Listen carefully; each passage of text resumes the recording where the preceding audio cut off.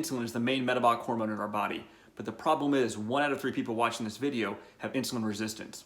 Insulin, which plays a major role in our blood glucose management as well as fat and protein metabolism, is released by the pancreas in response to blood sugar elevations. Insulin travels around your body telling your cells to pick up the blood sugar and therefore decreases your blood sugar level. Sometimes cells stop responding correctly to insulin.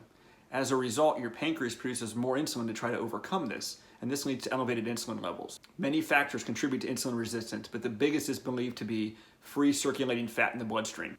The main cause of this free fat in the bloodstream is eating excess calories. Excessive abdominal fat also plays a major role. In fact, overeating, weight gain, and obesity are all strongly associated with insulin resistance. Other factors that contribute to insulin resistance include elevated fructose in your diet, chronic inflammation, physical inactivity, an altered gut microbiome, as well as cultural factors as African Americans, Hispanics, and Asians all have higher instances of insulin resistance. Your healthcare provider can do a few simple tests to determine if you have insulin resistance.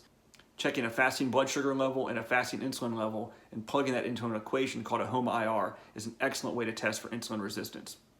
Other changes such as weight gain, darkening of the skin folds around the neck, and elevations in your triglycerides associated with low good cholesterol levels are also markers of insulin resistance. If you feel you might have insulin resistance, I would encourage you to talk to your provider soon. Let's talk about how to reverse insulin resistance. If you have insulin resistance, it's much harder to lose weight. Fortunately, there are some relatively simple steps you can take to reverse insulin resistance. For the vast majority of you, I'm not your primary care physician and I'm simply here to educate you. I always recommend talking to your primary care physician before making any changes to your health. Exercise is one of the simplest and quickest ways to reverse insulin resistance. Losing belly fat is very important. The fat that wraps around your organs is a key contributor to insulin resistance. Stop smoking. Tobacco has been linked to insulin resistance. Reduce your sugar intake. It's going to be very difficult to reverse insulin resistance if you're drinking lots of sugary sweetened beverages. Eat well, especially a diet based on whole, unprocessed foods. Increasing omega-3 fatty acids can help reduce insulin resistance.